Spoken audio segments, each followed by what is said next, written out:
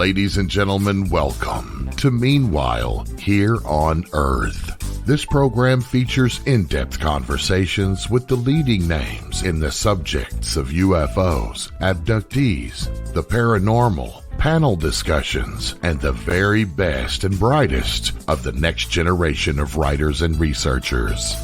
Meanwhile Here on Earth, the show breaking new ground in alternative talk with your intrepid host, veteran investigative writer and researcher, Peter Robbins.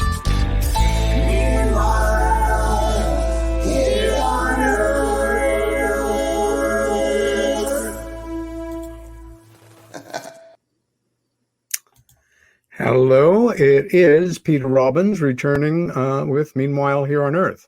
Although we're having some camera problems today, so memorize my face. There you go, because it will disappear regularly, and I think at a certain point I'll just leave it alone. You know what I look like. Special show tonight, two guests, both dear friends and close colleagues.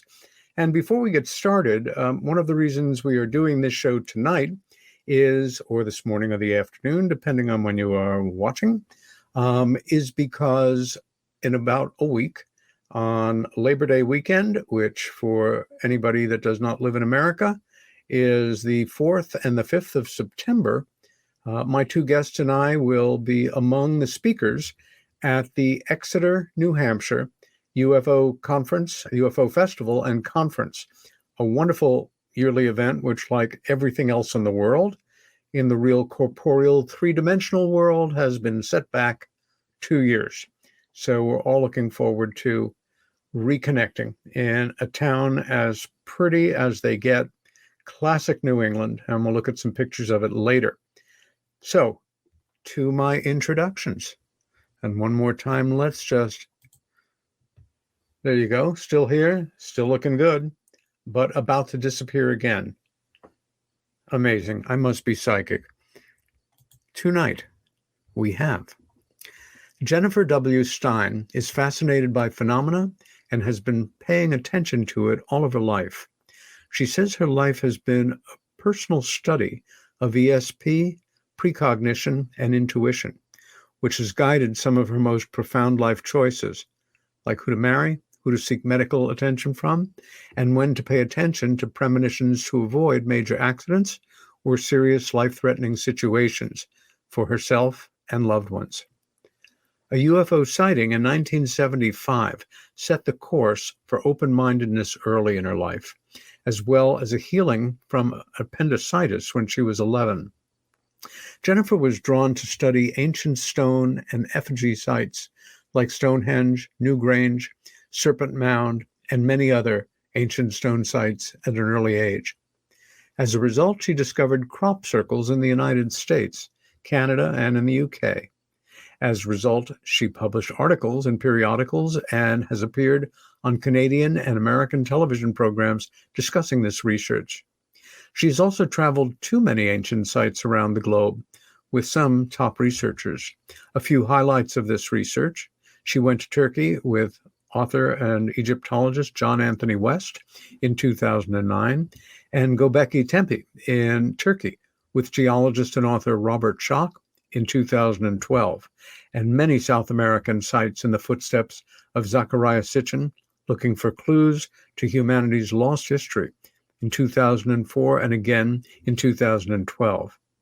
Jennifer has led small research groups on trips into crop circles and archaeological museums around the world, as well as to some ancient sites. She is an accomplished seamstress, artist, entrepreneur, activist, organic gardener, Ashtanga yogi practitioner and teacher, a meditator, a researcher, a 20-year MUFON state section director for Pennsylvania, and now for Arizona as well. She is a former professional event coordinator with her own business, twice serving as chairwoman for MUFON's National Symposium in Philadelphia. In addition, Jennifer is an award-winning self-taught documentary filmmaker, has won 4 EB Film Awards at Open Minds UFO International UFO Congress film festivals. She is best known for one of her documentary films, Travis, the True Story of Travis Walton, which has gone on to win 28 Mainstream Film Festival awards, a rather uncommon accomplishment for a documentary about a UFO event. Jennifer founded Mainline MUFON, a free public monthly educational lecture series for the Mutual UFO Network in the Wayne area of Pennsylvania in 2022. She is the host of a public access television program called Mainline MUFON, which has archived 10 years of interviews on their YouTube channel with guest speakers. Details can be found at mainlinemufon.com. Additionally, Jennifer, along with filmmaker Ron James, became the early architect and business developers of a video streaming platform for MUFON, called MUFON Television. She holds a bachelor's degree in science from the University of Arizona, where she now resides. Bob Terrio grew up in the suburbs of Boston. His curiosities began early in life and included many interests: dinosaurs, space as well as space travel, nature, ghosts, UFOs, ESP, God, life after death, and many of life's other mysteries. He grew up very much enjoying art, photography, was a big reader, like me, a model maker, devoted to music, mostly classical and movie soundtracks. Movies, in that he had collected 8mm monster movies and cartoons as a kid, and has built on that thousands of DVDs library, making movies and an assortment of outdoor activities. While showing early talent as an artist, Bob's love of movies and filmmaking won out in a major pursuit at the Rochester Institute of Technology. During his senior year at RIT, Bob produced a 30-minute, 16mm film documentary about psychic phenomena titled Psych. Part of the documentary covered the life and work of the famous American psychic Edgar Cayce. Cayce's son, Hugh Lynn Cayce, was so impressed with the film that he hired Bob in 1975 to produce a full documentary about the life and work of his remarkable father. That documentary ran daily at the Edgar Cayce Foundation, also known as ARE, in Virginia Beach, Virginia, for 19 years. While most of Bob's work has been for corporate or industrial clients, he occasionally produced or worked on a number of documentaries about some of his side interests, including ghosts, UFOs, and psychic phenomena. Some of the highlights of this work are documentaries about Jane Roberts and the Seth material, Travis Walton's UFO abduction experience, Betty and Barney Hill's alien abduction experience. He has also recorded over 100 lectures for MUFON. Bob has had the good fortune to meet and work with some of the top researchers in these fields, including Linda Moulton Howe, Richard Dolan, Jennifer Stein, Stanton Friedman, Kathleen Martin, Travis Walton, Robert Butts, who is the husband of Jane Roberts, myself, and a number of people who knew and worked with Edgar Cayce. Bob was a corporate and videographer of Jennifer Stein's documentary. A co-producer and videographer of Jennifer Stein's documentary Travis, the True Story of Travis Walton, and associate producer and videographer of the documentary The Extraordinary Life and Suspicious Death of James Forrestal, among their other collaborative projects, one of which we will be introduced to this evening. Jennifer Stein, Bob Terrio, welcome to Meanwhile Here on Earth, you guys. Thank you, Peter. Thanks for having us. And let me see if I click on the button, it can put a momentary appearance. Yes, it's still me. Oh, okay, that was quick. So I'm going to be the mysterious voice in the darkness, and you two are going to be my guests. And it is, again, such a pleasure having you here. As we know, we have worked together on a number of projects over the years, and I am trying to remember. I know, Bob, I met you through Jennifer, but what was the project? And Jennifer, can you remind us of how you and I first met? Yeah, I remember how we met. We met at the Rochester MUFON Symposium in, I think, the year 2000. Ah, okay. And you introduced me to many people there, including Rich Dolan and David Jacobs and Timothy Good and a number of people. And of course, Kathleen was there with her aunt, Right. Betty Hill. So I got to meet them in person too that year. So it was a very special year. And it was the foyer that was the beginning of my entrance into the Mutual UFO Network that year. In 2000. And what was the project you were working with Bob on that I became involved in and met Bob as a result? Oh, well, that was First Contact. You and Oh my Stanton God. and Richard traveling the country in an RV. That was our hopeful project that sci-fi actually bit at and greenlit, and within a week went bankrupt and refinanced, and the whole project got dropped. So that was when we met. We don't usually begin the show this manner, but I'll tell you what, of all the projects that almost happened in my life in terms of the media, and there have been many, because as we know, no matter how well-intentioned, these things more often than not do not come to fruition. It's the nature of the beast. But this one, imagine you're me, ladies and gentlemen, and somebody says, hey, I've got an idea for a show. What about you and Stanton Friedman and Richard M. Dolan riding around the country in a big tour bus, visiting sites of UFO-related events? You would have a assistant, a driver, a commissary person. The tour bus would be, as well decked out as for any major celebrity rock and rollers. And you would travel around the country. And if that weren't enough, at night, you'd have your own bat cave in that producer discovered just outside of Philadelphia, a perfectly kept stainless steel diner built in 1947, only open for breakfast and lunch, who would have been happy to allow us to have it for filming in the evenings.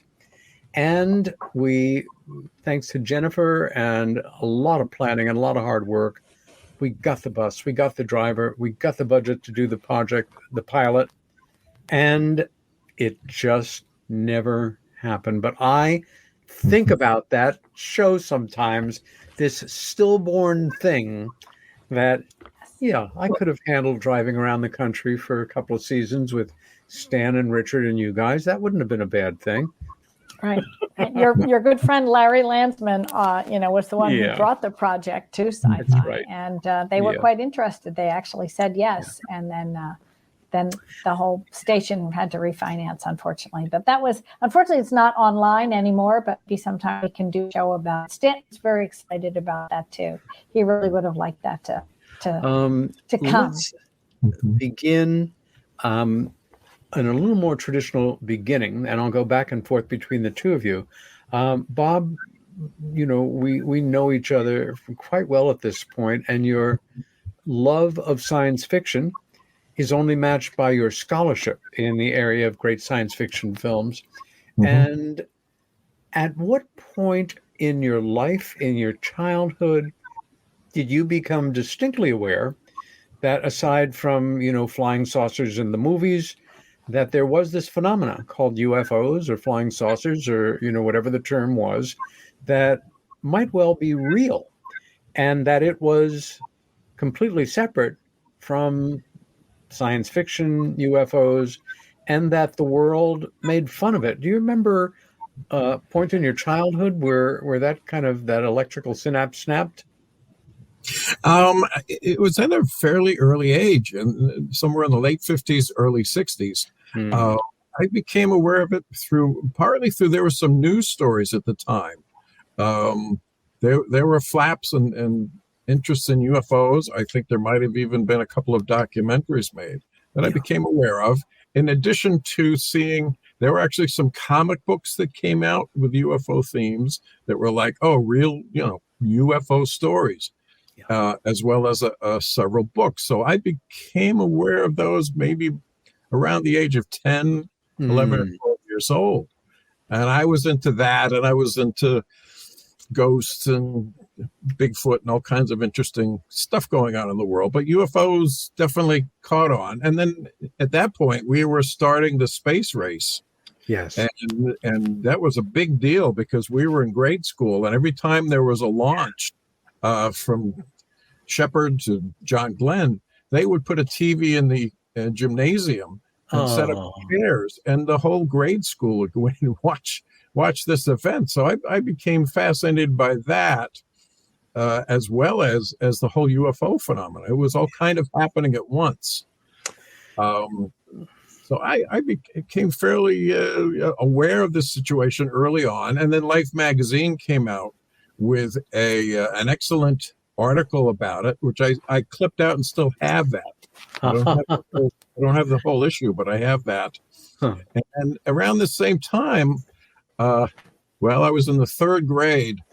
I became aware that there were 8mm films of cartoons and monster movies available in the stores. I'm in the third grade, and my folks, as they did every year, what do you want for Christmas? And I said, a movie projector. Of course. Go, a movie projector? I go, no, a real movie projector. And much to my surprise, what am I, like 11 years old? I get a regular family, real home movie projector for Christmas. I was shocked. Brilliant. But my dad got an 8mm camera so he could take movies of the family. But that was my projector. I had control of that. How can I say? You were the oldest of four brothers. Did the impact of your passions kind of run downstream to them, or they had their own stuff they were into and were not necessarily science? Yeah, they were all into their own things. I mean, I was the only strange one in the family. Although my mom, we grew up in a Irish Catholic family outside of Boston. My mom read about true ghost stories, and she first read one of the Edgar Cayce biographies that I picked up and read. So she doesn't like to admit it, but she kind of had a big influence on my early years, straying from the path, as we say. Yeah. Jennifer, you grew up in a house that your father designed and built. Your parents were rather remarkable, really iconoclastic, marched to their own drummer. And you and your sister grew up in the countryside, I'm guessing with a fair amount of, dreams that girls have growing up in the United States at that time. But something happened to you in childhood that was difficult to reconcile, and something that you went public with many years later that obviously impacted on your passion for the subject of unidentified and anomalous aerial phenomena. Can you tell us about that event that you woke up to? Sure, I'll be happy to. I'll try to shorten it because you can tell a story in a long way or a short way.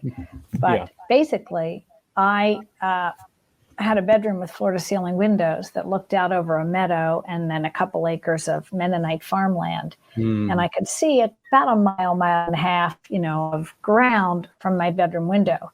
And I woke up one morning at 5:30 in the morning. It was not light out. It was what I call black and white. The sun hadn't quite come up yet. It was probably middle September, end of August, middle September in 1975. And I had read Edgar Cayce's work and was interested in learning about my subconscious. And I was journaling dreams very actively. So I had a dream and I woke up and I immediately went for the journal and grabbed it and was trying to write down this dream.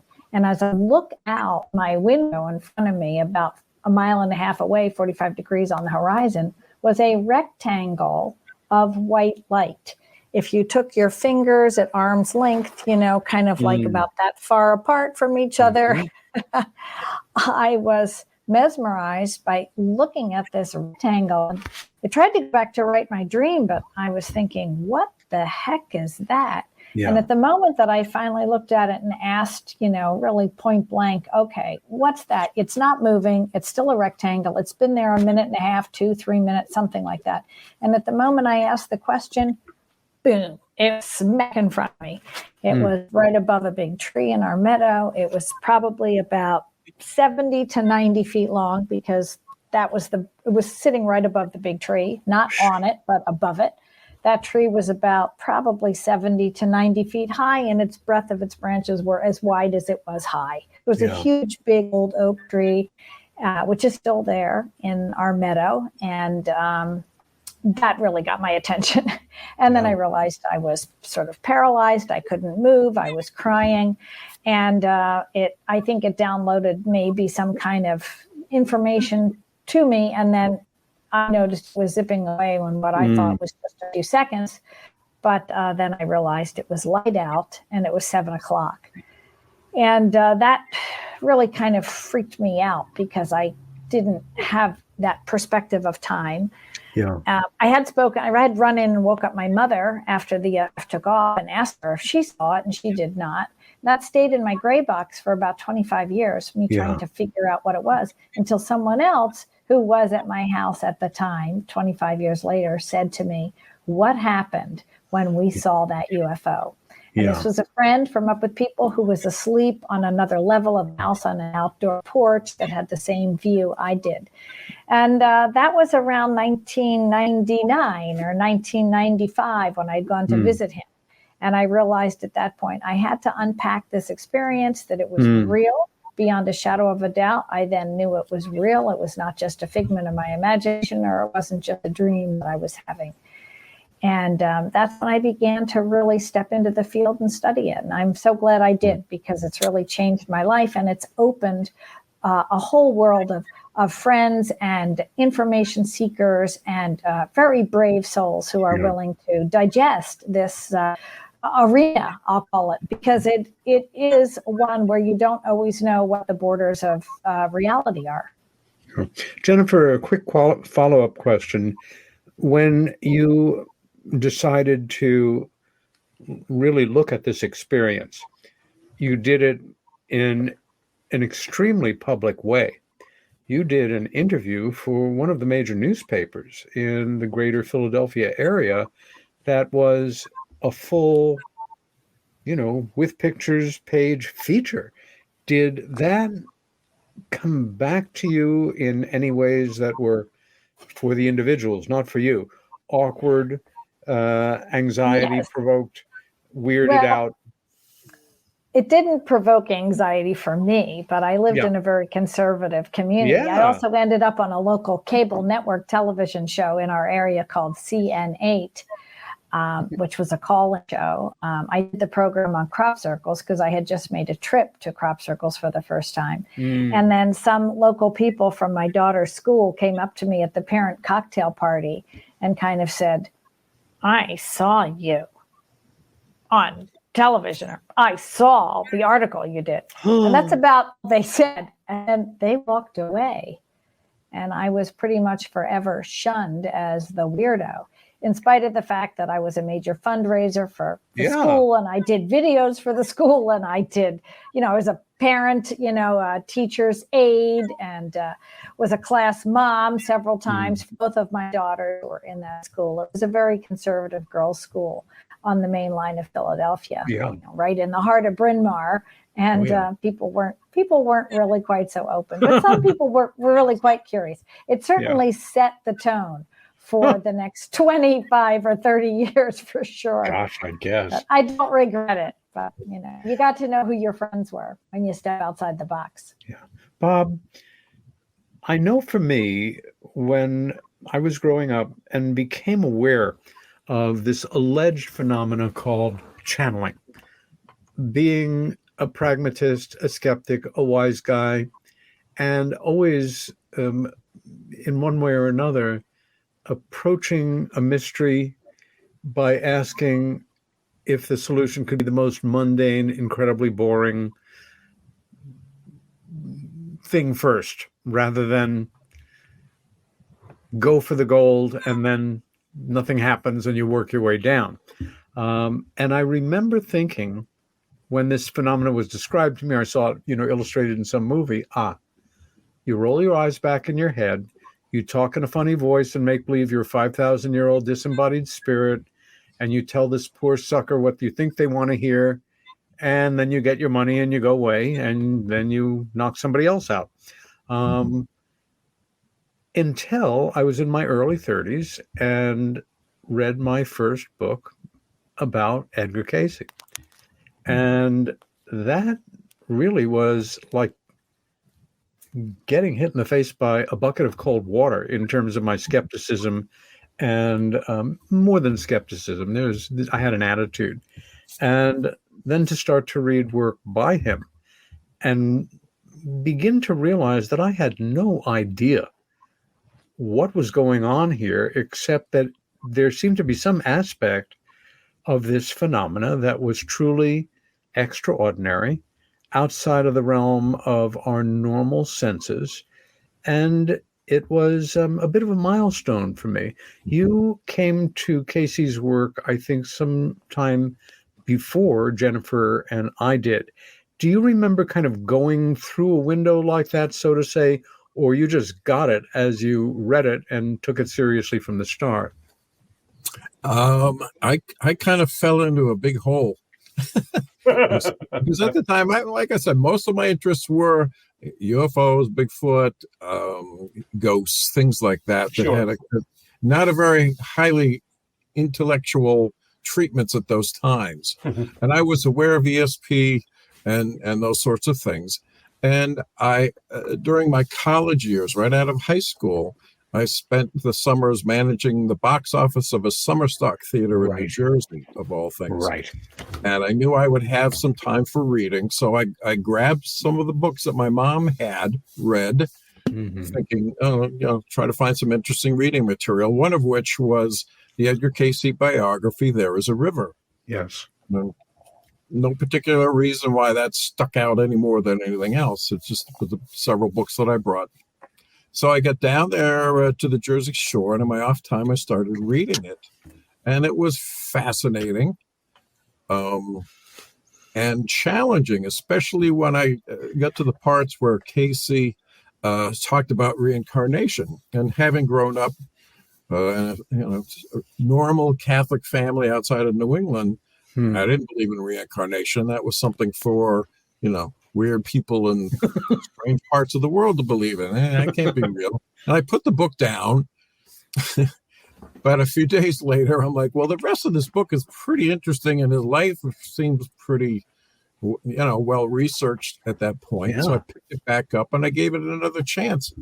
And by the time I finished the book, I was totally fascinated by his life and story.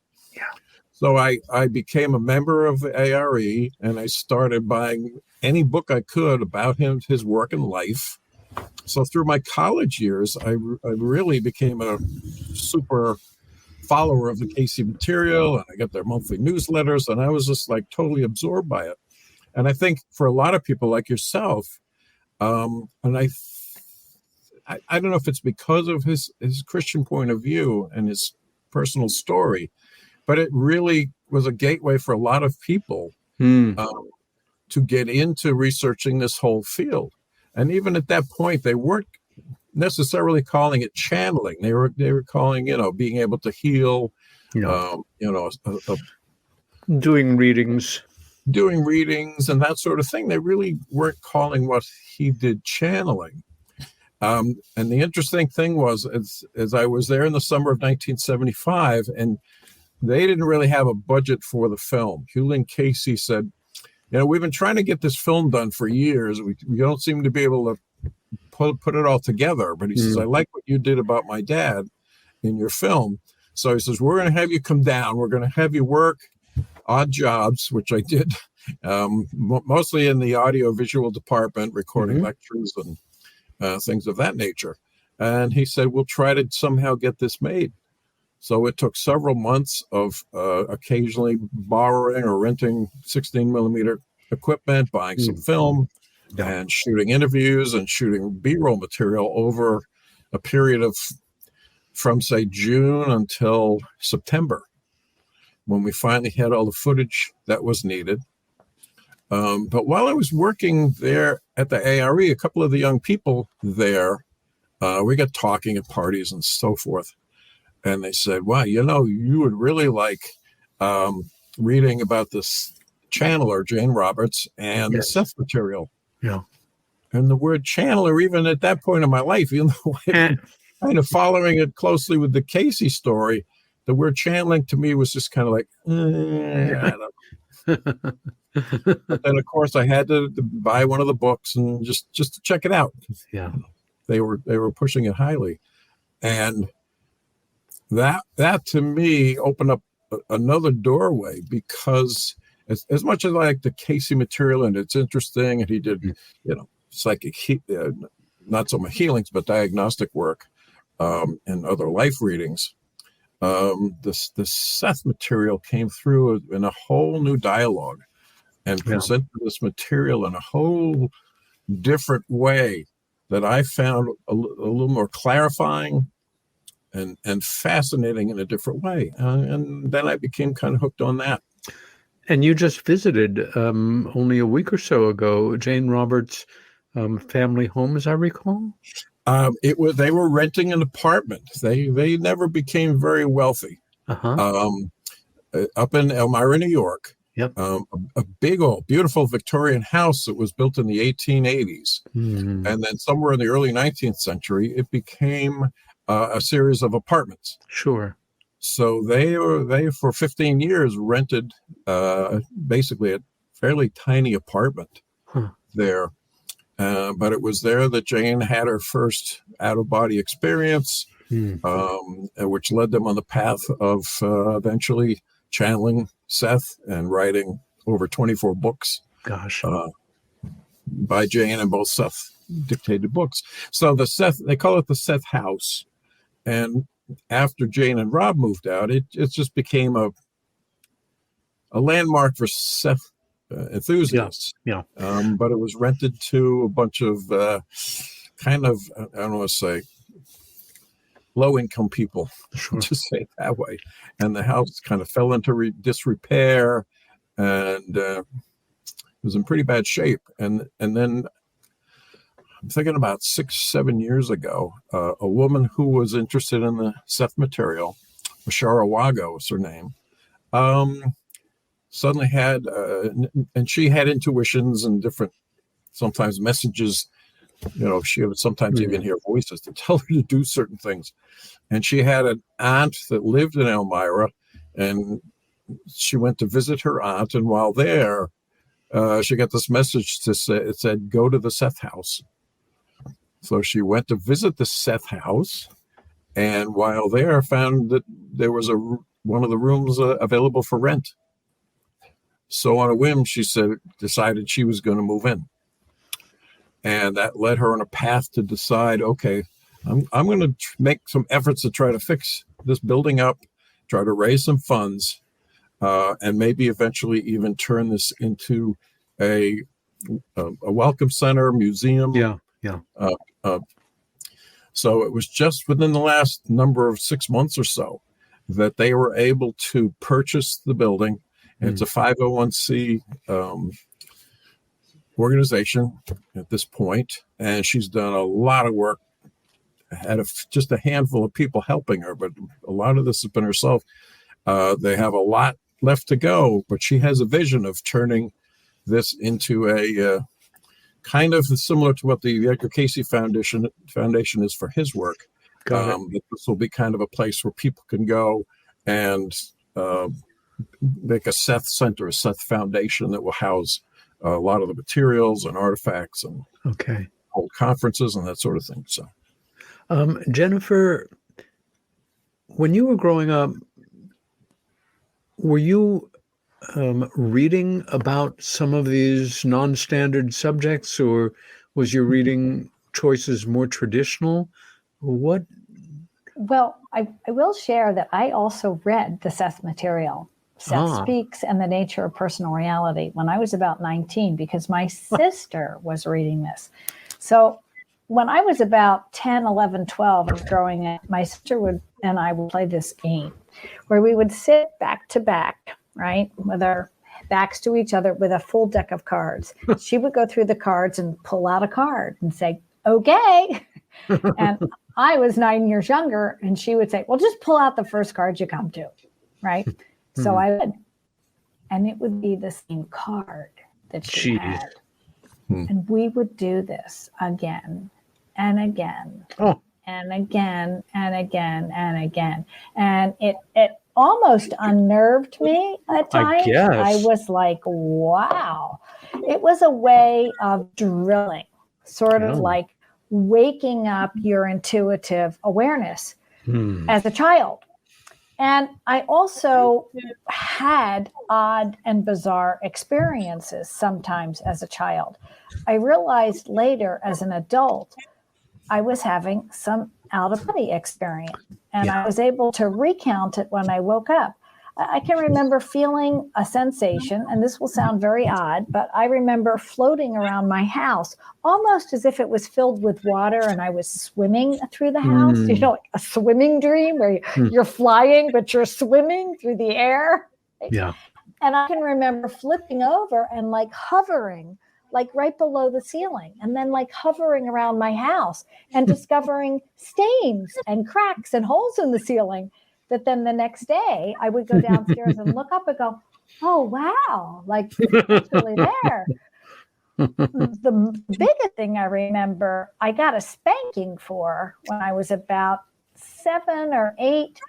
I found myself in like a lucid dream state, hovering outside my neighbor's window. Now, my neighbor's house there was about 6 steps to get up into their house, like concrete steps. So their basement was slightly elevated, and the house sat on top of that. Right. But I was hovering at a dining room window, looking down into their dining room. And this was very late at night. And I remember the owner of the house, it was my playmate's father, this big blanket laid out, and he had all these guns and rifles laying out on his dining room table. And he was fiddling with them. I'm sure as an adult, he was cleaning them, right? Or maybe putting, ammunition in them or taking it out. And I never knew they had guns. I was like, wow, like I didn't know they had all those guns. And I'm sitting there watching him from a height above the ground. Then I looked down and I went, how can I be here? I'm like 6 feet off the ground. Jesus. And then I thought to myself, if I can see Mr. Bolts, can he see me? Yeah. And at that moment, he got up, came right up to the window, and flipped the blinds closed. And I was like shocked. I was like, oh, I thought he saw me. Well, he didn't, but about a week later, we discovered we had a groundhog or a squirrel or something in our barn that we had to get rid of. And my dad was saying, who do we know that has guns, And I said, oh, Mr. Bolt has guns. Well, that got me a spanking because it was assumed that myself and my young playmate, who was my age, had gotten into their gun locker somehow in the basement, which we had not. I never even knew we had guns. And I couldn't really explain to my parents how I knew that they had guns. I was like, oh, well, I think I saw him cleaning his guns, but I can't, and of course he denied ever taking the guns out, and it was just assumed we got into them because obviously the adults talk. Yeah. But I got a spanking. I was the older one, and it was assumed that I convinced my young playmate that we were going to get into the guns in the basement, which I never even knew where it was. So those kinds of experiences informed me that the world is much bigger than we know.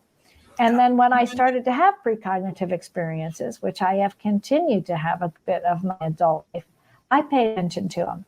And they have saved my life. They've saved the life of my daughter and my friends. They've helped me avoid car accidents. It's been very profound. And I just listened to that gut instinct really, really profoundly. Jennifer, when was the first time, follow up here, following these experiences, your readings, this becoming more and more a part of your thinking, philosophy, if you will, that you actually took it to the next level and did something, wrote an article, made a film, gave a talk, researched a certain topic.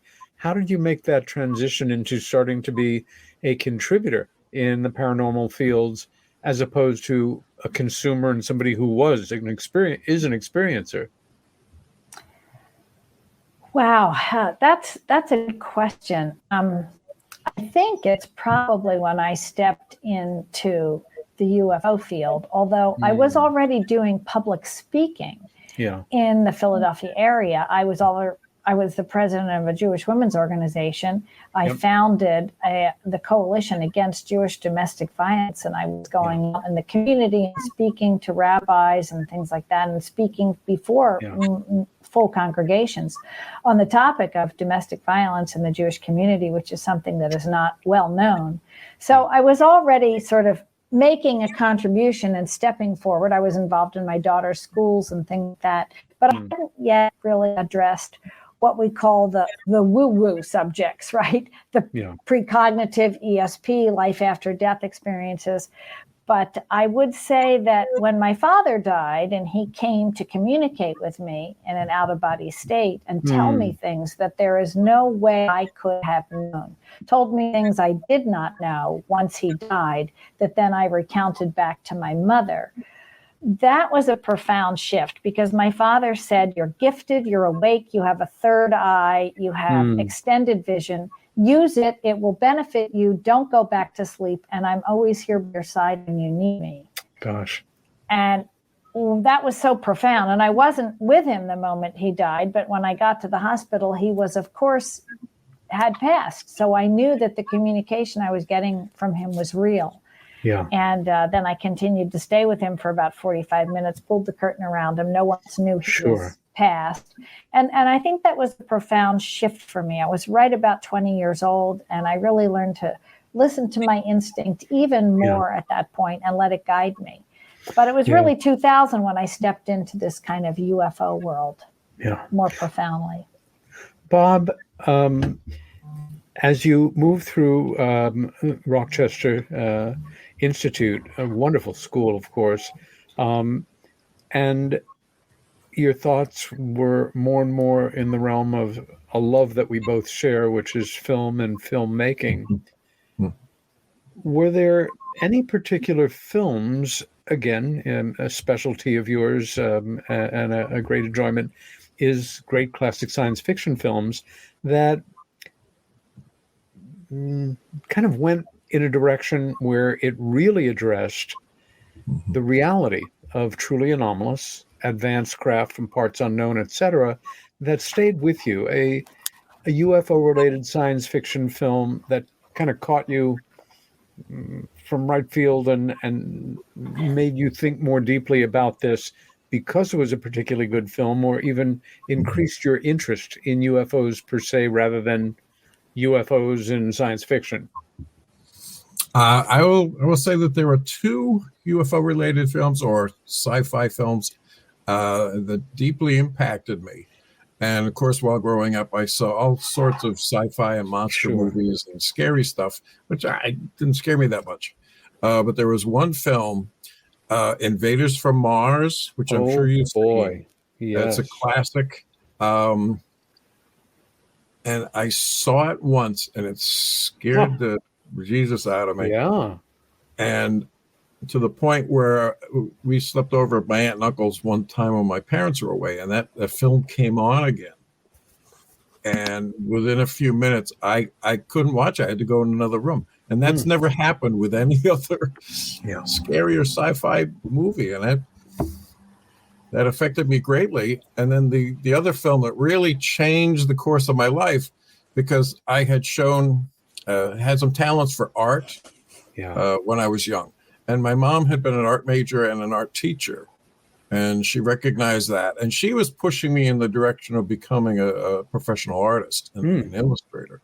But of course, I had a love of movies, and but through high school, I was debating whether I should go into art like my mom wanted. But I really loved, at that point, I just experimented a little bit with making some 8mm films, and I love movies. And I go, I'd love to get into that business as well. And it was for my 16th birthday that the film 2001: A Space Odyssey came out. And we went with the family for my birthday to the Cinerama Theater in Boston. And within about halfway through the film, I went in there and said, I have got to get into this business. If I can affect somebody the way this film is affecting me, it just blew me away. And that was the moment where I decided I'm going to become a filmmaker. That's great. You struck a nerve for me in that for some film fans, science fiction film fans, the version of Invaders from Mars that they are familiar with is Tobe Hooper's remake of it, I think from the 90s, which, like so many remakes, why did they even bother? The original film, and I saw it as a little boy. Well, my mom was great about letting me go to the movies starting at the age of about 7 with my little circle of friends on a Saturday, and only put her foot down once on something that turned out to be a complete miscall on a very innocent film.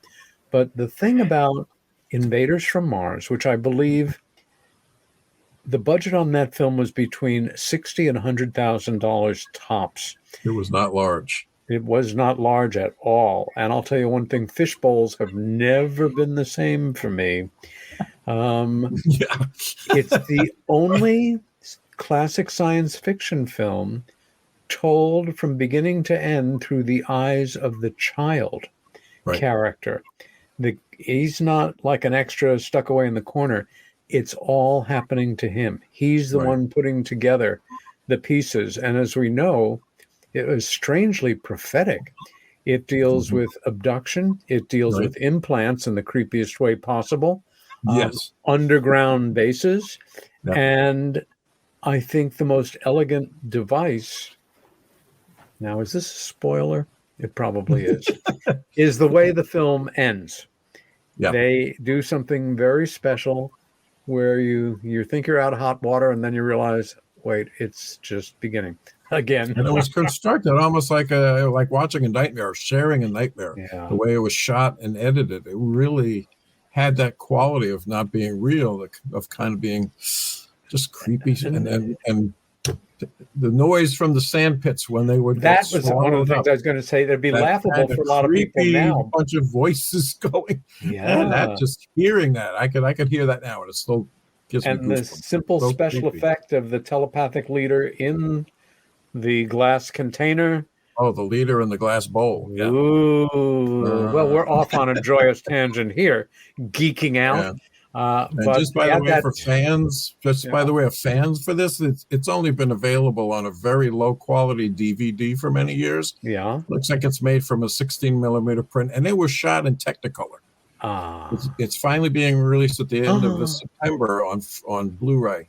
Oh, we are going to have a party. It should look great. And with any luck, scare the hell out of ourselves again. Oh yeah, scare my grandkids now. Jennifer, one of the things that you have a passionate interest in and have been fortunate enough to be able to explore is ancient sites, ancient civilizations, and locations that, well, to use a phrase of from film noir, the stuff that dreams are made of. Tell us first a little bit about the, how can I say, well, the Turkish temple that was discovered not that many years ago that is proving to be over 16,000 years old and has become, even though it's in a somewhat remote area, a major destination for seekers, for people who are interested in ancient cultures, religion, archaeology. Tell us a little bit about your experience of visiting. Well, we're talking about Göbekli Tepe, which is a circle of standing stones, much like people may think of Stonehenge as a circle of standing stones, except these stones are articulated or carved and are slightly more delicate in the way in which they stand. not so much embedded deeply in the ground and not solid, thick stones that just sort of stand upright. But they're thin stones that seem to have a T shape so that they're carved to look like a T, which is very strange. And they have carvings, many of them on the side and on the front edge. They're almost what some people think of as being anthropomorphic stones, and they seem to have constellational alignments, probably with Taurus in the night sky near the closest spring equinox. There's a series of stones, circles, which have been discovered all next to each other. 5, or I think so far, have been uncovered, but there remains another 21 buried in the ground on the surrounding large limestone hill that's about 1,000 feet above sea level and it's about 1,000 feet above the lower terrain, which is around it.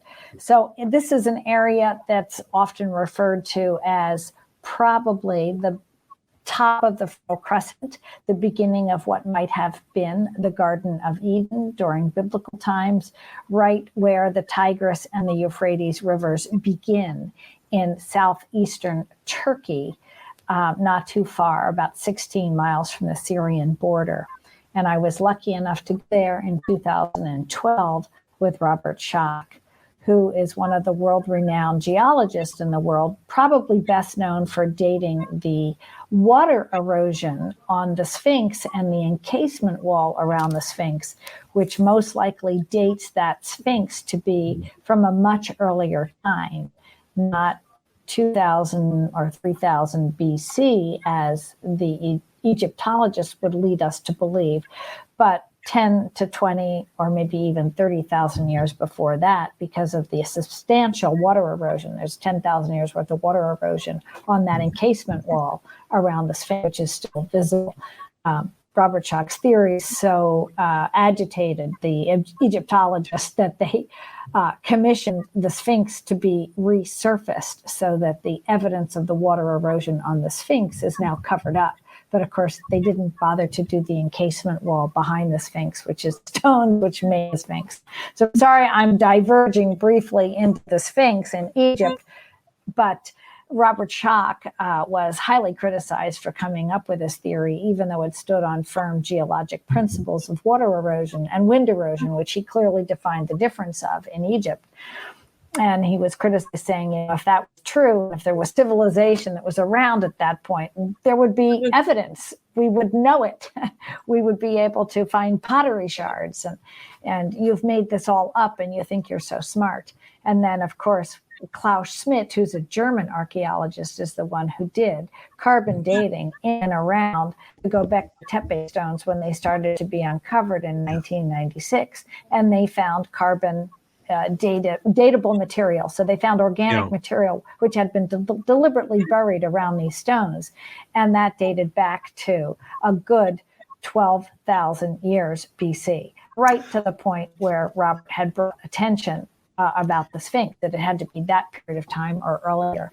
So I feel very, very grateful to have the privilege to realize that there are ancient civilizations that have been around for thousands of years, and we've had very arrogant science that isn't willing to look at that. And there's a few brave souls who are whistleblowers who step forward and challenge the status quo, like Zecharia Sitchin, although he did it with Sumerian language.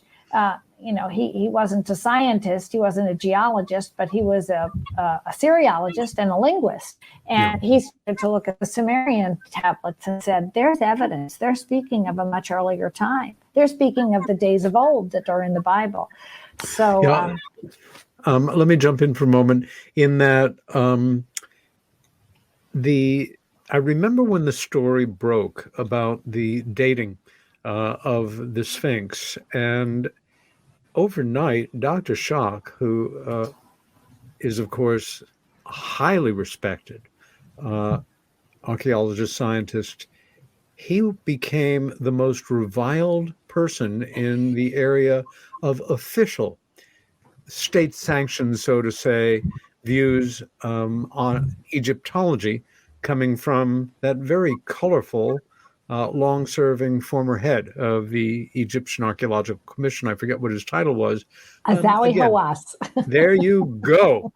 Kind of the Phil Klass of, it was, you cannot, these are sacred, in quote, for the preservation of ego, even the thought that Jewish slaves labored on the pyramids, it makes the Egyptians look like they, were slacking a bit. And of course, any notions of ancient alien assistant, which I think is fair criticism, that human beings are capable of extraordinary things, although we are still dealing with a genuine mystery, though. But again, the hatred that was directed toward him for, how could that be? That would be before there was an Egypt. But wait, the Sphinx is ours, and don't even think about taking those bragging rights away from us. That's fighting talk. Right. Well, Robert now believes that it's a badge of honor, Yeah. just like we have just blown through our first hour, and we will be back in about 4 minutes. This is Peter Robbins. The show is Meanwhile Here on Earth.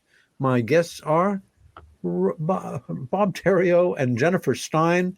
And yet one more moment. There I am. I'm about to disappear again. We'll see you in 4 minutes.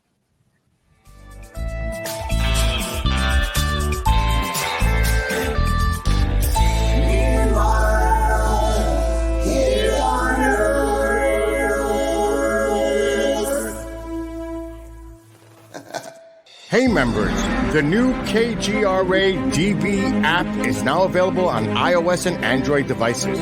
Gain on-demand access to any KGRA DB programming.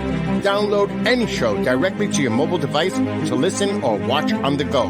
Go to the App Store and search KGRA DB.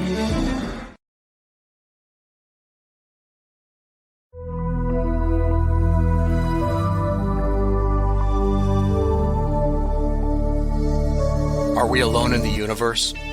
The most important question facing humanity is on the verge of being settled once and for all. The Mutual UFO Network has been at the forefront of this journey for nearly 50 years.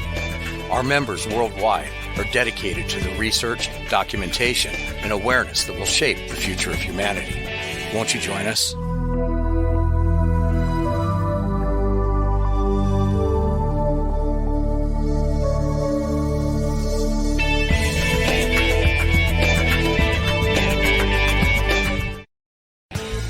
Discover the Observation Deck, a one-of-a-kind virtual event platform that takes video conferencing to the next level by using avatars to navigate a campus.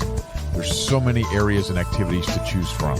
There's a 1,000-seat auditorium, an expo hall, a nightclub, and even a beach. So come attend a conference, take a class, or hear a lecture on the incredible Observation Deck campus. Go to theobservationdk.com. You're listening to the KGRA Digital Broadcasting Network. We provide unparalleled coverage of trending news in the world of ufology, cryptozoology, and paranormal phenomenon.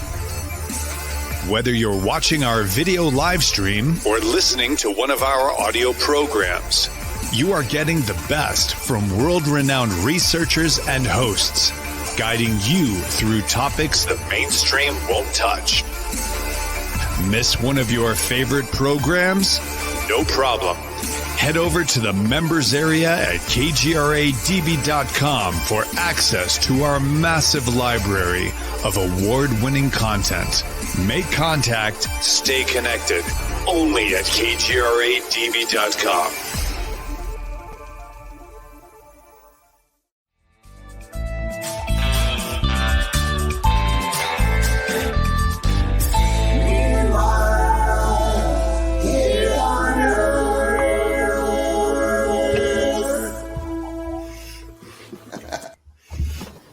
And welcome back to Meanwhile Here on Earth with me, Peter Robbins, and my special guests, Jennifer W. Stein and Bob Terrio. And I am here even though you cannot see me. My camera is fighting with me. We'll give it one more shot so I can make a quick guest appearance on my own show. There I am. And 5, 4, 3, 2. No, I didn't make it down to 1. If you are enjoying this show, what you're seeing of it and listening to, know that you can subscribe for a month, for a year, trial subscription for 3 days if you want, and have access to all of the shows we have done here and Meanwhile Here on Earth, but more to the point, to the dozens and dozens of other shows, and I'm sure several thousand back episodes going back years. KGRA's archive is indeed extraordinary, and all you need to do is visit them at KGRADB, as in digitalbroadcasting.com. And if you use my name, Peter, Peter, as your subscription code, you will get a full 30% discount. And 30% ain't nothing to sneeze at.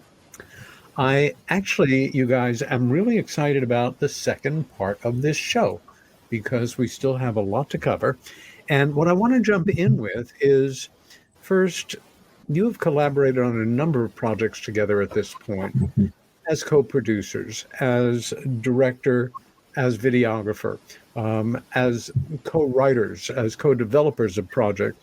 And the three of us will be speaking in about a week and a half in beautiful Exeter, New Hampshire at the Exeter UFO Conference and Festival. And you're doing 2 different topics in your talks, but the topic that you are presenting on, Bob, is a documentary that you and Jennifer have been developing that when you first told me about it, my first thought was, could this be a hoax? Well, of course, anything can be anything. But when you investigate what you suspect, and there's nothing there that suggests that anybody's going to make any money off of this, it immediately kind of changes the battlefield. And right. I'm not only delighted that you are allowing us a preview of this documentary. It's in 2 parts because we can only show like a maximum 10-minute clip here. This is about 14 minutes. And I want to jump right into it. This is going to be like watching a mini movie with you guys, and then talk about what the hell we're dealing with here and what it may represent and why, well, I think it'll be apparent why you zoned in on this as a project.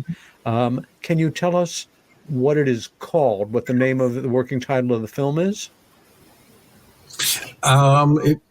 It's got a couple of different we call it Aliens in Ancient Mexico. That's kind of a come-on title to kind of get people interested. Yeah. But it really focuses on these artifacts. And at some point, I'll let Jennifer kind of tell the story because she's the one that really found out about this and initiated this whole project. If you hear some rumbles, we're about to get a thunderstorm here. Oh, cool. We had ours earlier. Yeah. I do some editing of streaming videos for a company in England called Zohar Entertainment. Yeah. And the initial intention was for us to create a full-length documentary, at least 60 minutes or more, on this topic. And we'll tell you a little bit about how it started and got initiated. But then COVID came along and kind of knocked the wind out of the sails. So at that point, based on the footage we already had, I said, well, I can put together a little 10 to 12 minute or so video about the topic just that Zohar can run, and hopefully it'll generate more interest. And at some point, we will hopefully do a more expanded version of the story. Well, let's jump into it right now and then immediately go to part 2 as part 1 ends. Here we go.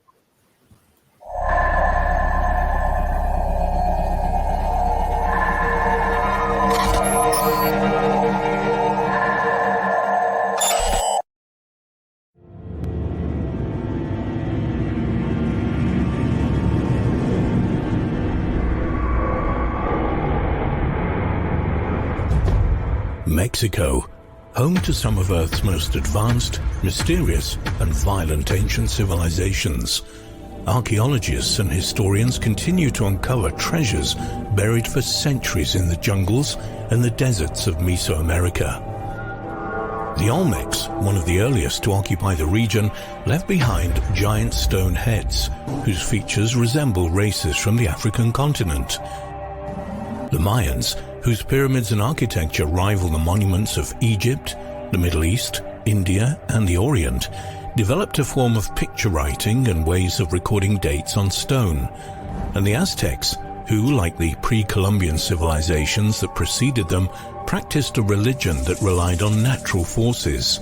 They too built tremendous temples, carved monumental structures and complex sculptures, masks and ornaments, as well as creating calendars and timekeeping systems. These are but a few examples of the sculpture, artwork and writings that survived the conquest and pillaging of these great cultures by the Spanish in the 1500s. Historians today agree that humans arrived in the Americas and did not evolve there. What they don't agree on is when and how they arrived. Some believe that the first inhabitants of Mexico were descendants of Siberian immigrants who crossed the Bering Straits land bridge to North America. Others say they might have sailed or canoed across the Pacific, and even might have been one of the lost tribes of Israel. There are even theories that they were the survivors of the lost continents of Atlantis or Lemuria. The noted American psychic Edgar Cayce reported this as a fact in numerous readings given in the early 20th century. Recently, some researchers like Erich von Däniken speculate that ancient astronauts from outer space arrived thousands of years ago to populate the Earth, or to breed and intermingle with the primitive human cultures they found there. They point to a number of mysterious artifacts that they claim supports their theories. Skeptics say that there are more rational explanations for them. But now, strange, controversial artifacts have appeared that paint a different picture of Mexico's ancient past. Controversial because the images on these artifacts suggest something that most historians and archaeologists refuse to believe.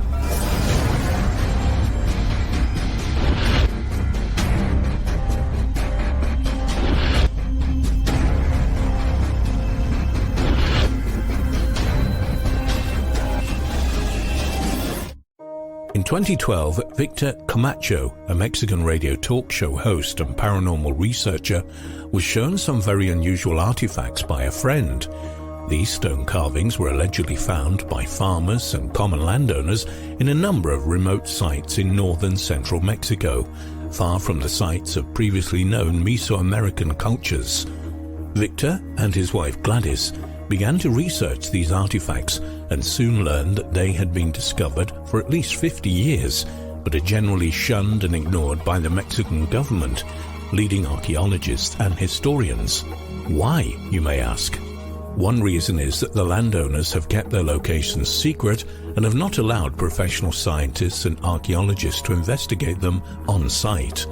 Some have been profiting from the sale of these artifacts to private and public buyers. But perhaps the greatest reason why archaeologists, the academic community, and the Mexican government believe them to be fake are the images featured on these artifacts and what they seem to imply.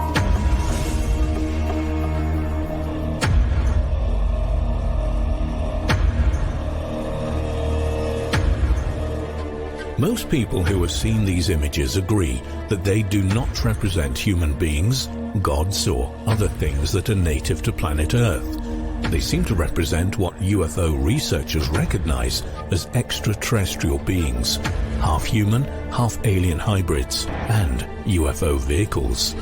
These carvings, most etched into polished, hard rocks, show precise, highly developed techniques that suggest that they were created by a very advanced and technically sophisticated culture.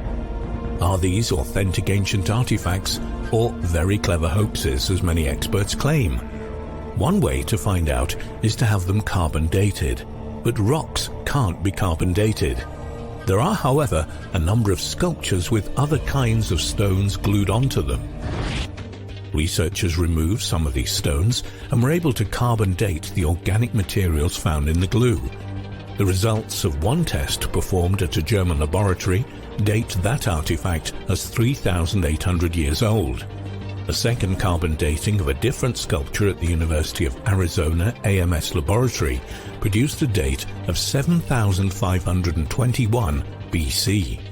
This is strong evidence that at least some of these artifacts are genuine prehistoric relics. So if we take the position that these are real ancient artifacts, what can we learn by studying the images on them? Let's start with the faces. They depict humanoids with rounded heads, large slanted almond-shaped eyes, small or no noses and small mouths. All of these features are common to what UFO researchers call grey aliens or the Greys. Some are depicted as floating or flying in the air. Another feature common among the beings is that they have 4 fingers. Many people who claim to have had contact with extraterrestrials report that they have 4 fingers also.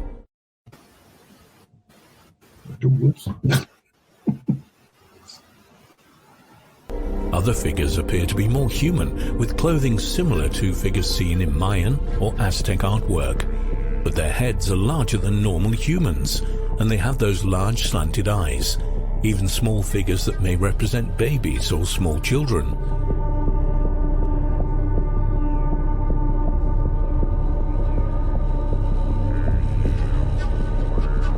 In many cases, the children are being held up as a possible offering or sacrifice. There are no indications of blood or killing in these renderings, a feature common in other Mesoamerican cultures and artwork.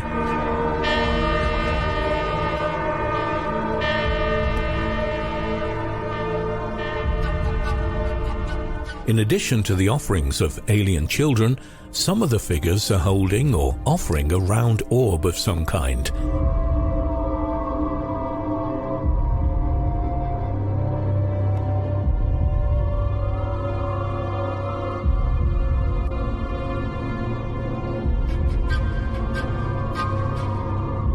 Another interpretation is that the orbs are being given to the kneeling figure.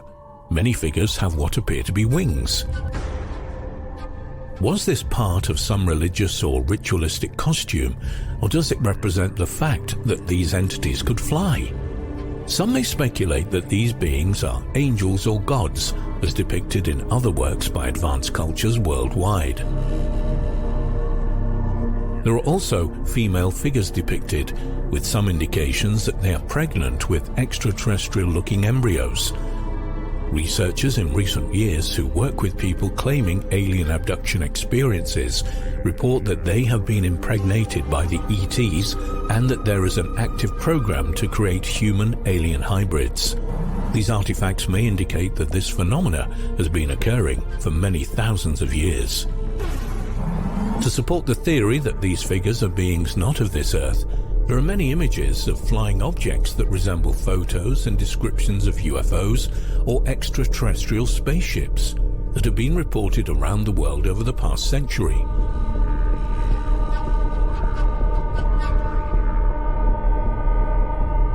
Some of these show what appears to be a beam of some kind coming from the bottom of the craft. In cases where they are shown above the figures offering a sacrifice, could this represent the children or hybrids being lifted to the UFOs? Or do they represent the UFOs delivering these alien babies or hybrids to the citizens of Earth?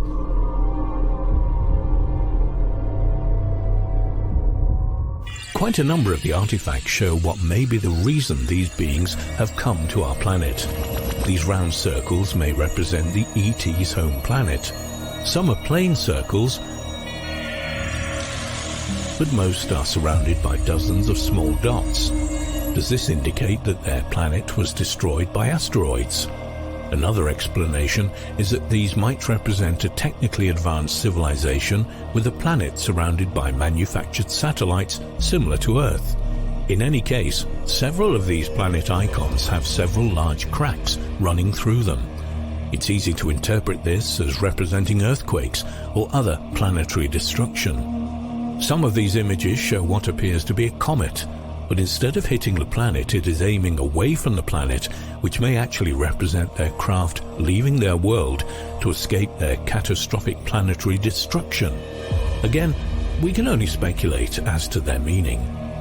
The one aspect of these carvings that matches other Mesoamerican art is the depiction of animals that are common to these regions, wolves or dogs, snakes, panthers and crocodiles. Some even resemble dragon-like reptiles, which can be found on artwork from other ancient cultures around the world. A number of the human figures are seen lying down on top of these creatures. One can only guess at the significance of this. And lastly, many of these stone artifacts contain images that resemble hieroglyphics. They do not compare with any known ancient or modern languages. Some are repeated. Do they represent an ancient language long lost through the ages? They're just another of the many mysteries surrounding these fascinating artifacts. We agree with Victor and Gladys Camacho that these artifacts need to be studied by professional archaeologists and historians. He has personally seen over 2,000 of these artifacts that are in the hands of the people who claim to have discovered them on or near their properties. He and Gladys have traveled to some of the sites themselves, usually in very remote places. If not sold or donated to museums or universities, at least make them available for serious study by professionals who are open-minded enough to look past the implications of their controversial images. Victor and Gladys own more than 30 of these artifacts and are anxious to have experts study them.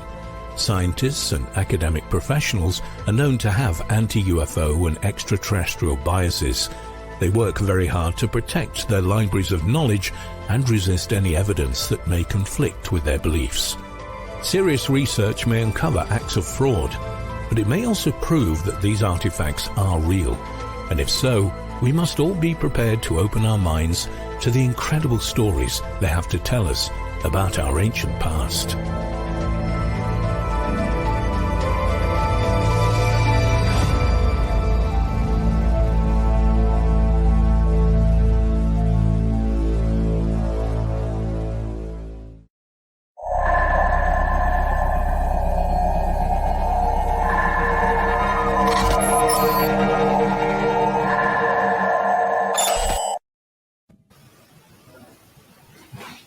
Wow. My first question, and we talked about this as long ago as several years ago, but I had never seen this footage. You had shown me some stills. Victor and Gladys Camacho, you have met and spent some time with them? Yes, but both Bob and I have. Yeah. We spent 3 full days with them photographing their work in Utah. In February, I think, of 2019. So you've handled some of these actual objects? All of them. Filming them and photographing them. And Bob, I will say, did an absolutely fantastic job editing this piece together. And he has a fabulous presentation to offer. Well, all I can say, conference. It doesn't surprise me. This is so well written and so well filmed.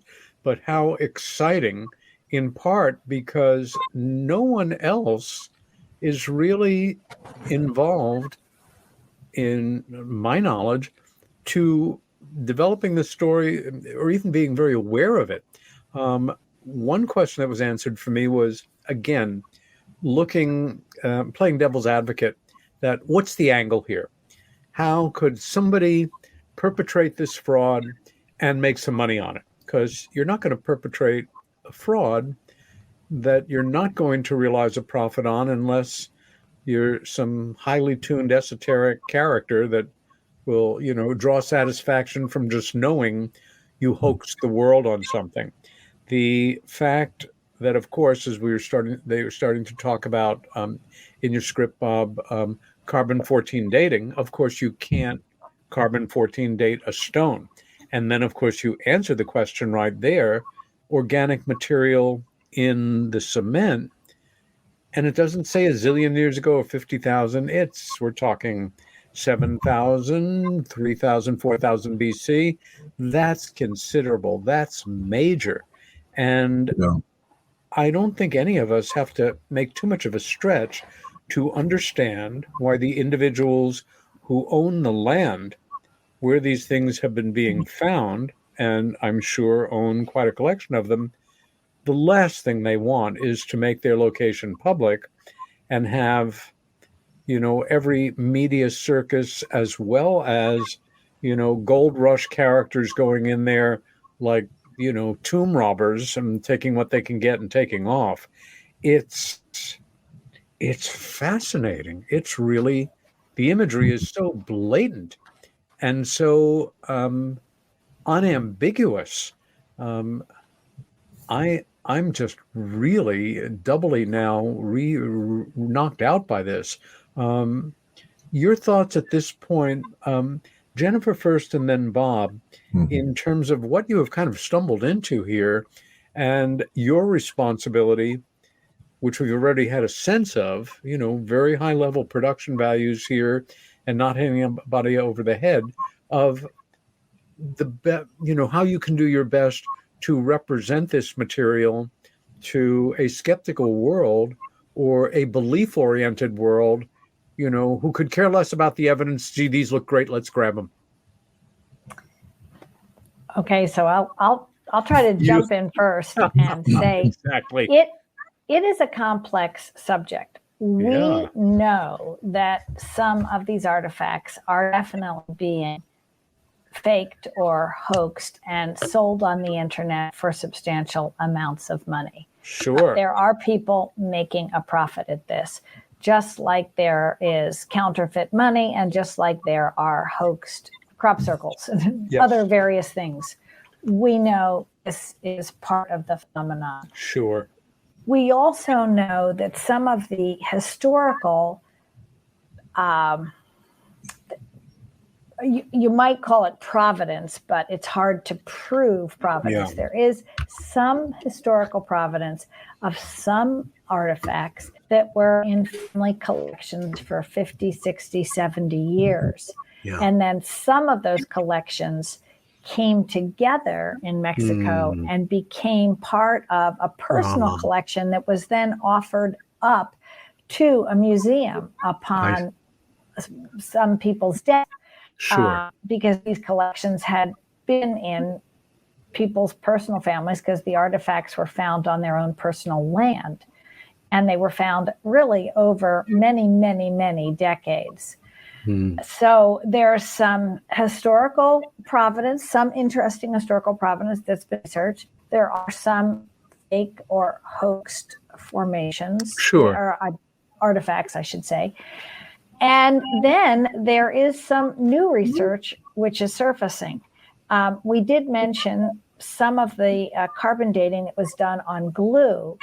Yes. But even that becomes controversial. I called up the University of Arizona and spoke with the head of the carbon dating department there. Yeah. His name was Greg Hodges. And Greg just about chewed my head off, claiming that I'm responsible for all negative videos that are out there online, and I have to, be circumspect. But respectfully, I will say he explained to me something very profound, which makes a lot of sense because I have respect for scientific methodology. Sure. I have a Bachelor of Science degree from the University of Arizona. So he said, tell me, Greg, come on, I'm all ears. Look, I'm an alum of the university. I have a science background. Tell me what your bugaboo is. And he said, well, if anybody sends us a check for $500 and a little bag of stuff in a clear little plastic bag, we'll carbon date it for you. That doesn't mean it's proof that it came from an artifact with any kind of significant provenance, or that we removed the eye and then clearly and in a clean room setting scraped this glue off. So as a scientist, I can't tell you that glue came from that artifact as real provenance. And these videos are making it look like that's true. Yes, we were sent money by a Russian man whose last name starts with an O. He sent us a check. He claimed this is what it was. We just sent back the carbon dating. We never saw the artifact. We didn't do it in a clean room. Now, the other thing Greg explained to me is that anything that's got any kind of glue material in it, it most likely came from a petroleum product. And if it has a petroleum product in the glue, which most glues do, then it's automatically dated like way back into the ancient past, clearly because of chemical components in the glue. But it could be a modern glue, but you're going to get radiocarbon dating that puts it much further back. So you have to go and look at other interesting artifacts, which I'm going to let Bob describe, because we know there are some other artifacts which have organic material in them. So I'm going to turn it over to Bob. Yes, please. We know that there are a number, and we saw a number of Victor's pieces that had extra stones glued onto them.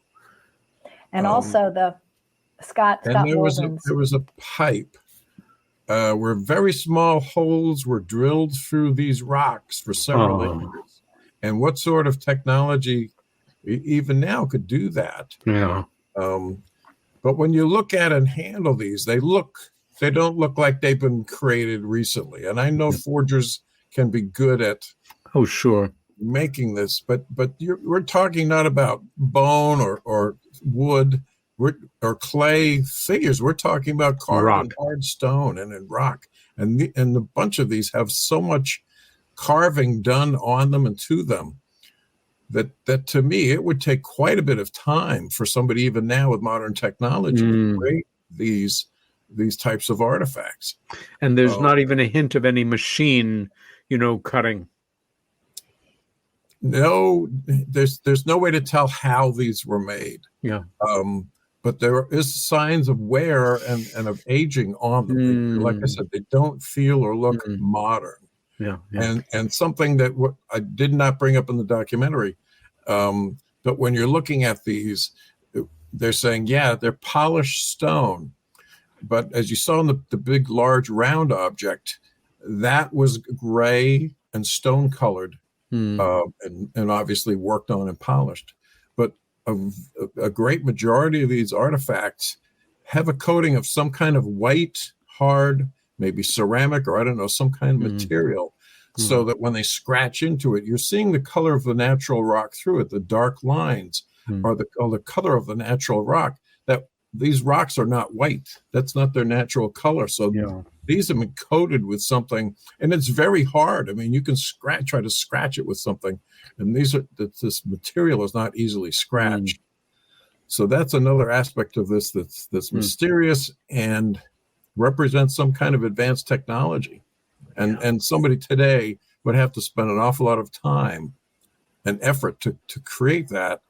And I don't know if it would be worth, I'm not sure exactly what they're charging for these things. But I'd have to charge a whole ton of money for my time on that. I'll also mention a very important thing which has come to our attention, which we'd like to include, and we've negotiated a bit with Scott Walden to do this. There's a fairly famous gentleman who has explored these artifacts as well and purchased a large collection himself. And he has a program, I think, on Unearthing America. Yeah, it's called Unearthing America. It was, it's no longer running, but I don't remember what channel it was on. But Unearthing America, Scott Walden discovered and purchased a pipe that matches these artifacts. It has similar artifacts on it. The pipe was found in the Baja region of California around the turn of the century. It was uncovered by a road crew, or maybe it was like in the 1930s or 40s. I think they were digging up and doing road work, and they discovered this pipe. Now, somehow it made its way to Scott Walden, and he discovered it had resin in it. And the resin is organic material which can be dated. And he had it dated, and he got similar dates as the other researchers did around 7,000 BC. So it's quite perplexing that there very well could be some original artifacts which started the whole production of the fake industry of artifacts, because you'd think the idea had to come from somewhere, right? Maybe it was just, the whole ancient alien theme. Maybe there were actually some original artifacts which have been, put in private collections and are now being duplicated for the purpose of, making money on the internet. And there's also the issue of the drug cartels, which own and control a lot of the regions where some of these artifacts are being found.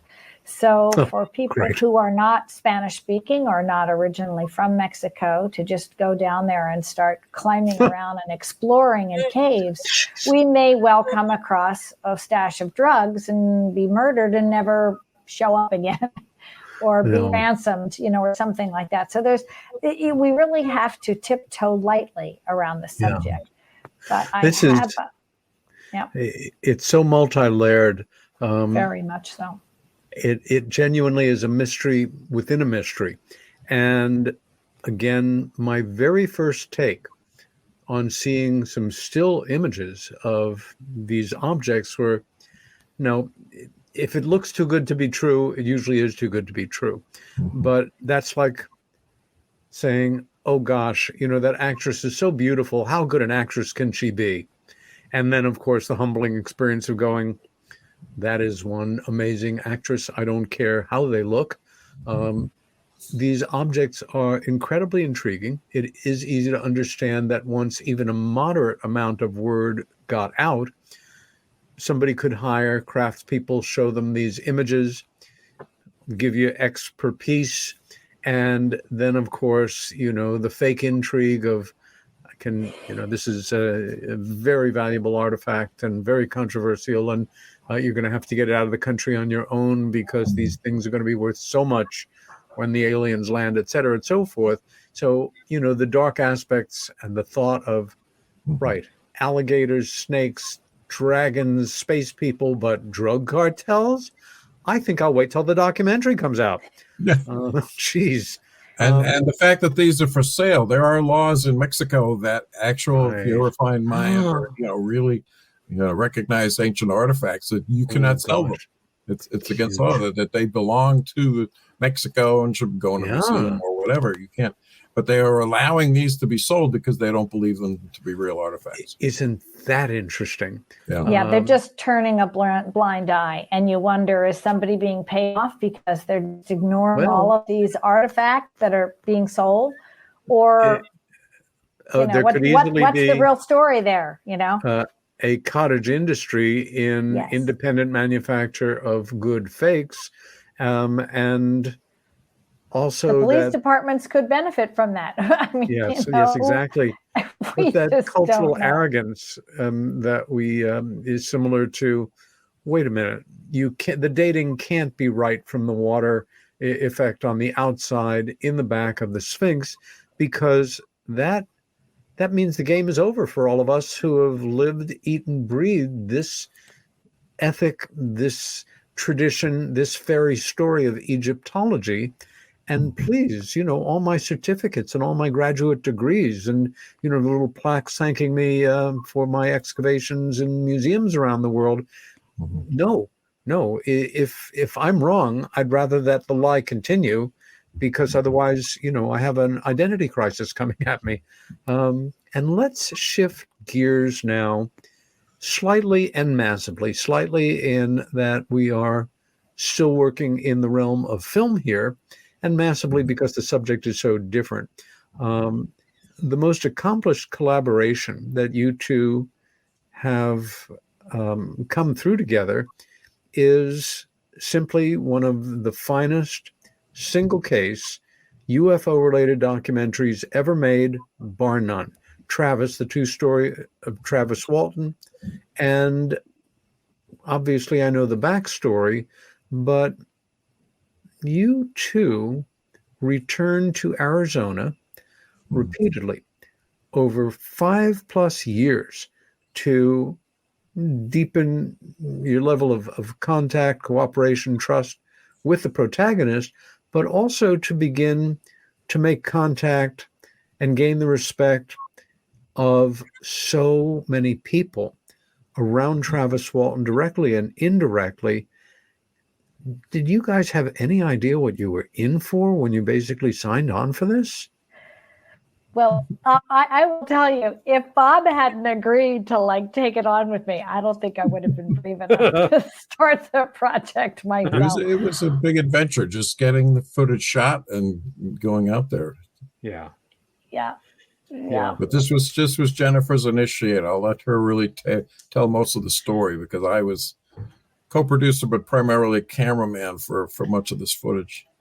Well, over the 5 years again, you got to, be the bug on the wall, to see this stuff close up without having to, initiate decisions beyond, camera angle, that kind of thing, which is a remarkable position to be in. And I'm wondering if you could share with our viewers, and in my case, listeners, because you can't see me, an anecdote about Sheriff Gillespie. Sheriff Gillespie, in the Hollywood movie version, Fire in the Sky, is played by the late, great James Garner. And I thought it was one of the finest characterizations in the film.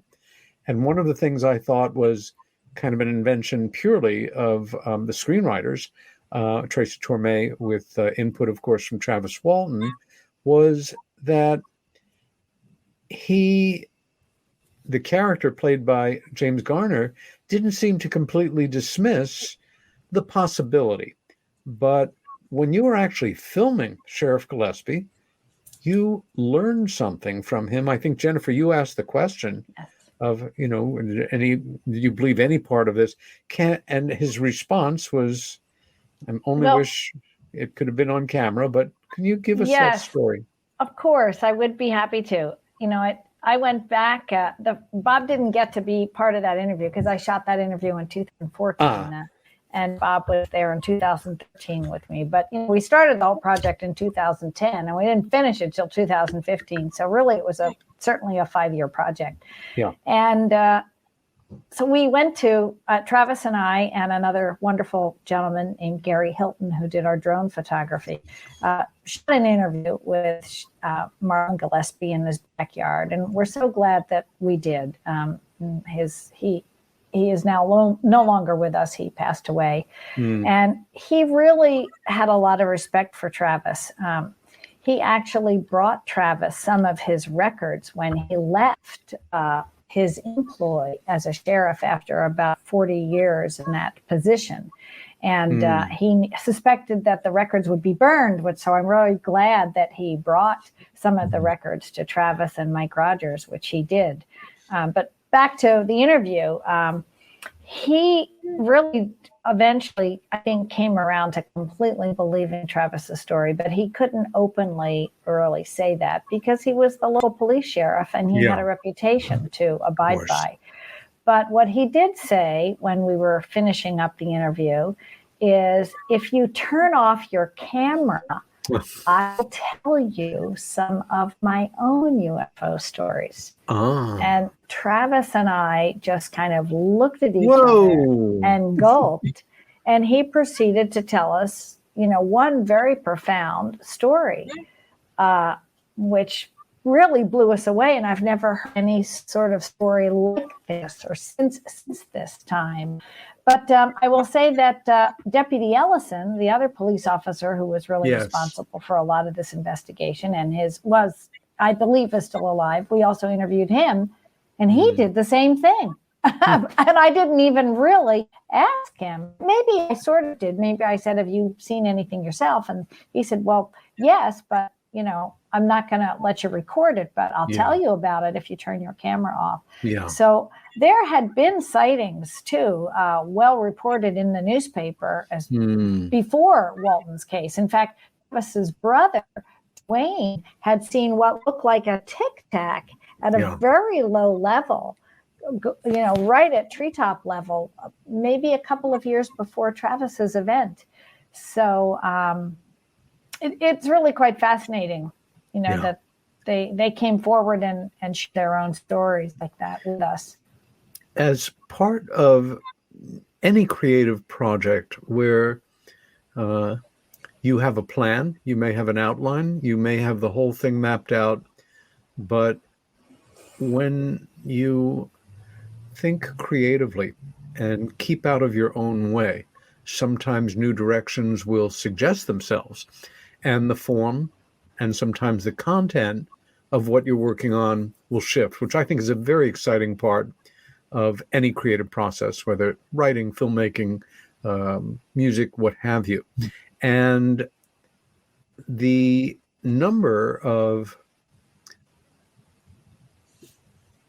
individuals who are making commentary, and I include myself in it, our extraordinarily diverse backgrounds.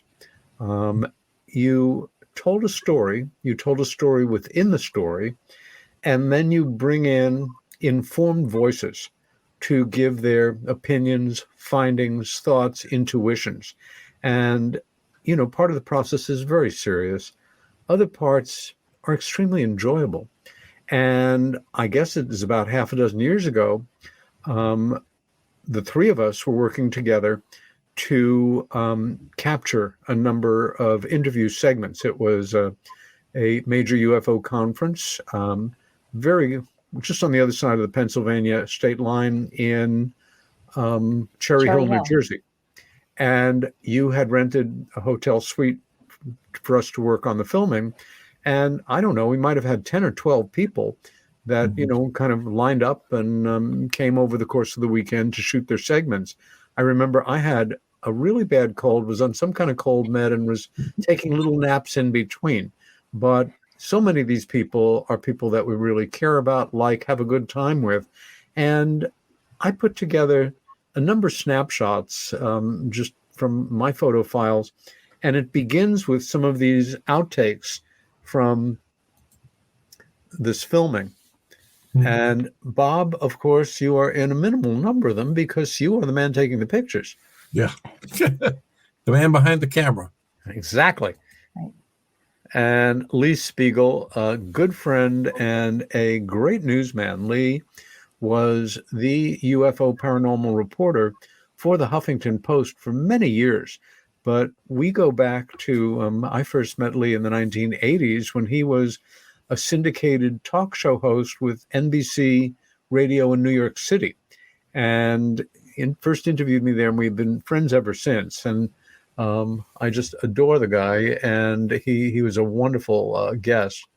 And this is somebody who just keeps getting more and more appropriate, respectful attention. James Fox has certainly emerged as one of our most powerful, best informed, brilliant, passionate filmmakers on the subject of UFOs, and has, of course, a new documentary about to drop any day now that he's been working on for the last year or so in Central America, and that we are all looking forward to seeing.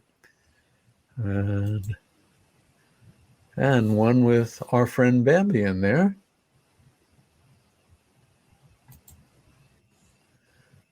And then myself and my buddy here cracking each other up. And somebody took a picture besides you, Bob.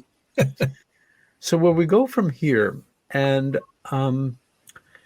Travis Walton had decided at one point that he wanted to have a conference, ideally a series of conferences. It came out to 2, but a conference as close as possible to the location in the Sitgraves National Forest, true wilderness, where the events in question happen.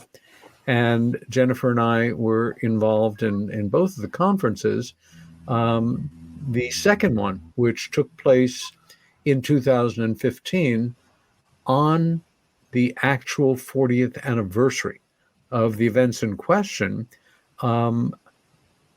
gave Travis an opportunity to bring a number of people out to this location. And this is one view. There was a massive forest fire in this area. In this day and age where more and more this is the plague, the scourge of the earth. This is more than 20 years after that forest fire. Forest fires do not recover quickly. But, you could see 30, 40 miles. And Sitgraves National Forest covers parts of 3 states. It's over 500,000 square acres. It's true wilderness. And at this juncture, we had come out in a school bus, and we walked quite a ways in from the road. And the next thing, Travis was defining the area within, 30, 40 feet where he was taken. And he had on a headset and was relating this to us. A dear friend, Clifford Mahudi, who left us some months ago at the age of 78, also a dear friend of Travis Walton's, which is how we met him. Clifford was a Zuni tribal elder who took the drastic step of feeling that certain secrets of the Star People that had been imparted to the Zunis should be shared with non-Indians, with us white people. He felt very strongly we could use it. And the Zuni tribal elders did not agree, and he was excommunicated from tribal life and spent the rest of his life, again up until a few months ago, helping us understand from a native Indian point of view what part of that tradition was. We've known Travis for a lot of years. I've never seen him more serious than with a number of people right there. And it wasn't just a rote telling of the story, as he sometimes needs to do in a conference talk or what have you. This was different. This was being back there again. You could hear a pin drop, and it was obvious by his voice that he wasn't phoning this home, that as he was talking, memories were coming up and informing not just what he was saying, but how he was saying it. It was a great experience to be there.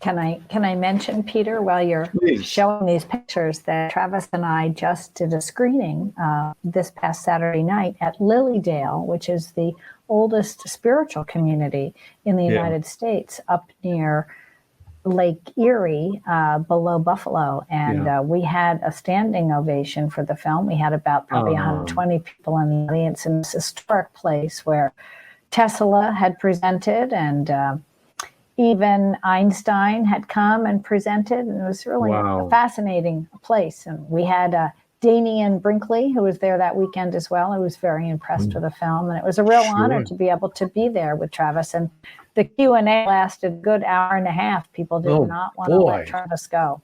It was really great. That's really gratifying to hear.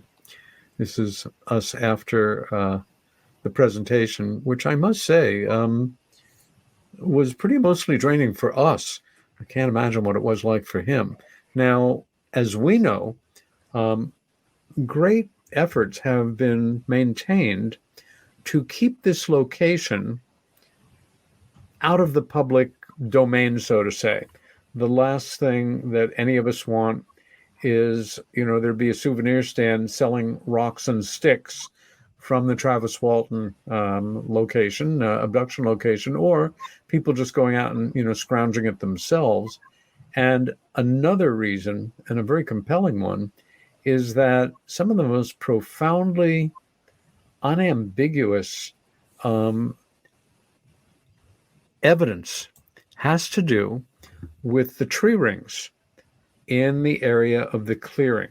And we're talking now more than 40 years, and the stumps that remain, are subject to disintegration. So some years back, some stabilizing chemical was used. It messed up the look a little bit, but I think it has, held it in place. And this is one of those examples. For example, if you look, I guess my cursor doesn't show here, but if you look at the main circle as a clock face at about 2 o'clock or so, just opposite the Meanwhile Here on Earth logo in the upper right, you see tree rings that are very thin, and you literally see them as your eyes move to the left, getting wider and wider and wider and wider.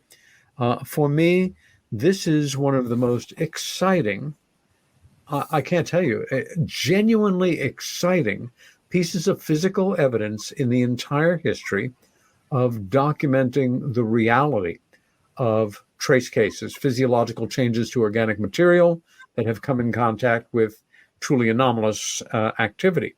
And to actually see that stump, as opposed to wonderful photographs of it, it was visceral. That was exciting. Now, the next photo is a sentimental favorite of mine. It worked out, and this would have been about not quite 6 years ago, definitely a bit less. My dad was still alive, and my father started reading UFO books not long after I did. He was curious, and he plowed through quite a number of them, met certainly more than his share of better-known colleagues. But the person whose account he always took the most serious was Travis Walton's. And he read, I think, the paperback, which came out, The Walton Experience, in 1979 or so, when it was updated, and Travis had it republished as Fire in the Sky in 1996, I think, or around that time. I got a copy, read it, my dad read it, and he said over the years, if there was anybody that he really wanted to meet in this field who had been through something, it was Travis. And Jennifer, you had worked out, this was when the film was still, you and I and Travis in combinations were traveling with it and doing quite a number of screenings, sometimes several within a week or a weekend. And we had just done one in Jersey, and you had, and he's going to be speaking for Mainline MUFON on the Wednesday. And we had, sometime before that, visited the great old nonprofit State Theater in Ithaca. And they had nothing cooking on that May weekend. And so Travis Walton visited the town where I live, and it was quite interesting having an audience with a lot of my friends and acquaintances and family, finally getting to connect with him. My dad was 97 at the time, so he wasn't coming out to the theater. But the next day, Travis came to the house. And my dear friend Ket Thorvaldsen was visiting from Norway. You were there. And we had a really wonderful afternoon, and it meant the world to my dad. And I think Travis was more affected than he had imagined. He loved my dad's memoir, and there was a real friendship there. And it hit Travis quite hard when Dad passed. Not that it was a tragedy. He was more than 98 and a half years old, but a very special day that without you two, my dad would never have had. Going back sometime before this, and you'll remember this one, Jen. Oh, yes. Zachariah. We used to do that often. Yeah. I don't think I have that picture. That's a great one. Oh, I'll send it to you. Zachariah Sitchin and his lovely wife lived on the Upper West Side of Manhattan. And starting in the late 80s, I think I had written to him, an old-fashioned letter, and he responded. And even though I was working in the area of contemporary, relatively, UFO studies and not in his area, we hit it off. And he would occasionally take me out to lunch. And it was almost always to a small cafeteria, old-fashioned as heck, in the Rockefeller Center complex, and just be very encouraging to keep writing and keep studying. And boy, he could be a tough nut. I mean, I'm sure you remember, Jennifer, times where he'd get a question after giving a talk, and he wouldn't answer it. His social graces could be lacking at times when he had no patience for fools and no time to waste on anybody who he felt was superficial or, That's right. Anyway, and now we move into the final part of our little photographic journey here. This is right out of a Currier and Ives wonderful 19th century tinted print. Exeter, New Hampshire is as pretty and as archetypical and as historic as any town square in New England. One of the reasons we can have this wonderful conference and festival is that the town gives us a special break on this beautiful classic town hall. And this town hall was built in 1860. And many luminaries have spoken at it over the years. It's pure Americana. It's a great hall to have an event like this in. The ground floor has open seating. You just set up the chairs. But the second floor is like an old-fashioned Quaker meeting house or Orthodox Jewish synagogue, for that matter, three-sided wraparound balcony. And I guess the thing that makes it so distinguished is this. Abraham Lincoln spoke in this extraordinarily beautiful historic building, and this is where, except for the last 2 years, we have our wonderful UFO conference and festival. So if you're honored enough to be speaking, you wonder how close you're standing to where Abraham Lincoln stood when he gave his UFO talk there in 1860. Also, as a side note, this Exeter is officially the town where the Republican Party was born, and Exeter Phillips Academy, still a very fine school, continues on many, many years after. And our beautiful little band shell there, fixed up a bit with visitors. This is right across the way from the town hall. It's a B&B. I had the pleasure of staying there before we moved over to be around the corner B&B. And this building was built in 1809. And a little bit of conversation at the end of the conference. I think this was 2015 or so. And this is maybe 2019, which would have been our last one. And because the folks at Exeter so appreciate all my work over the years, they gave me this car. I mean, is that nice or what? In my dreams, they gave me this car. Yeah. So, Bob, we know the talk that you're going to be giving. Jennifer, can you tell us something about the presentation you will be making in a very short time? I don't know if we have time, Peter. Wait, hold that thought for a second, because I realized we are over time. My apologies to my producer. Jennifer Stein, Bob Terrio, thank you so much for joining me. Peter Robbins, meanwhile, here on Earth, stay well, be kind to each other, and fight for what you believe in. And see you next week. You too, Peter. Thank you.